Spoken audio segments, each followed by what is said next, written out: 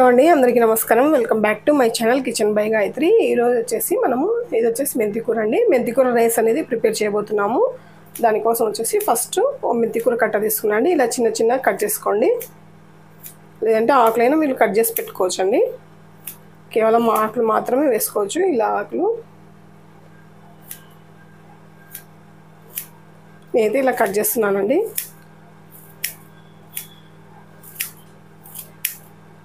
ఎందుకంటే ఇసుక ఉంటుంది కాబట్టి కట్ చేసుకొని మనము డైరెక్ట్ వాటర్లో వేసేసుకుంటే ఇసుక అనేది కిందికి వెళ్ళిపోతుంది కదా, నీట్గా శుభ్రంగా అయిపోతుంది. చూడండి, ఇసుక అంతా వచ్చేసి అడుగున చేరిపోయినాయి కదా. 2 టైమ్స్ వాష్ చేస్తానండి. ఫస్ట్ ఒక టైం చేసి నెక్స్ట్ ఇంకోసారి కూడా చేస్తాను నేను. చూడండి, ఇలా శుభ్రంగా కడిగేసేసి నేను వచ్చేసి బౌల్లోకి తీసి పెట్టుకున్నాను. నెక్స్ట్ వచ్చేసి స్టవ్ పైన వచ్చేసి ఏదన్నా బాండి పెట్టేసుకోండి. అందులోకి వచ్చేసి కొద్దిగా ఆయిల్. చాలా సింపుల్గా అయిపోతుందండి. ఎక్కువ ఇంగ్రీడియంట్స్ కూడా అవసరం లేదు. చాలా అంటే చాలా సింపుల్గా అయిపోతుంది. ఆయిల్ అనేది హీట్ ఎక్కనిద్దాం. ఆయిల్ హీట్ ఎక్కిన తర్వాత కొద్దిగా పోపు దినుసులు, నెక్స్ట్ వచ్చేసి లవంగాలండి. ఉంటే వేసుకోండి, లేదంటే అవసరం లేదు. వేసిన తర్వాత కట్ చేసుకునే ఆనియన్ ముక్కలండి. ఒక ఆనియన్ అయితే సరిపోతుంది,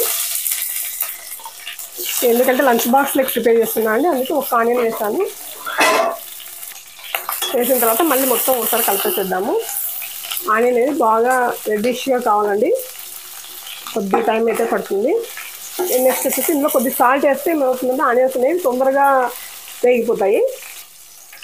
నేను కొద్దిగా సాల్ట్ వేస్తున్నాను అండి. ఆనియన్స్ అనేవి తొందరగా వేగుతాయి కాబట్టి కొద్దిగా సాల్ట్ వేస్తే కలర్ కూడా మంచిగా వస్తుంది, చాలా బాగా వస్తుంది కలర్ అనేది బాగా రెడ్గా బాగా వస్తాయండి సాల్ట్ వేస్తే. హై ఫ్లేమ్లో పెట్టే వేయించండి, అప్పుడే మనకు ఆనియన్స్ అనేది బాగా కలర్ వస్తాయి, బాగా రోస్టెడ్గా వస్తాయి. లో ఫ్లేమ్లో పెడితే మెత్తగా అవుతాయండి ఆనియన్స్. చూడండి, ఆనియన్స్ అనేవి రెడ్గా అయిపోయాయి కదా. ఇప్పుడు వచ్చేసి మనము మెంతికూర అండి ఒక కట్ట వేసేస్తున్నాను. పూర్తి ఎక్కువగా వేసుకోవద్దు, ఎందుకంటే చేదు అవుతుంది రైస్ అనేది. ఈ ఆయిల్లో వేసేసి బాగా రోస్ట్గా వేయించాలండి, అప్పుడే చేదు అనేది తగ్గిపోతుంది. మనకు 1/2 kg రైస్కి వచ్చేసి ఒక చిన్న కట్ అయితే సరిపోతుందండి. మెంతికూర ఎక్కువ వేయద్దు, బాగా రోస్టెడ్గా కావాలి మెంతి ఆకు కూడా అనేది. చూడండి, మెంతికూర కూడా వేయిపోయింది. నెక్స్ట్ వచ్చేసి పచ్చిమిర్చి అండి. 4-5 పచ్చిమిర్చి వచ్చేసి కట్ చేసేసుకొని వేసుకోండి.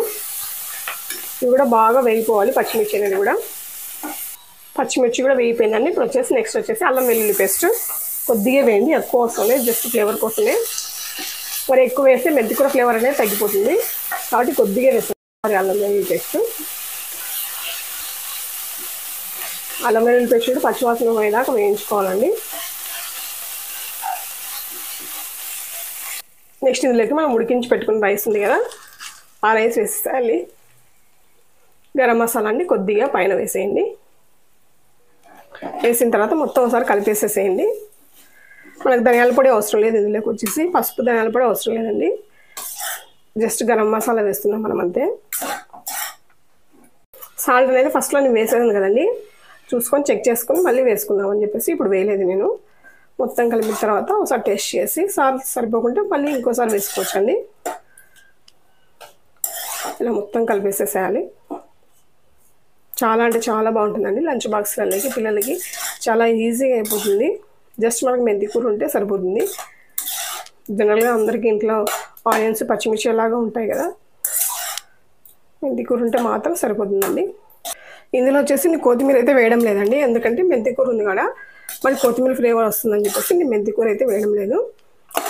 కావాలనుకున్న వాళ్ళు వేసేసుకోవచ్చు అండి, నేనైతే వేయడం లేదు. ఎందుకంటే మనకు మెంతికూర ఫ్లేవర్ అనేది తెలియాలి కాబట్టి మనం కొత్తిమీర వేయకుంటేనే బాగుంటుంది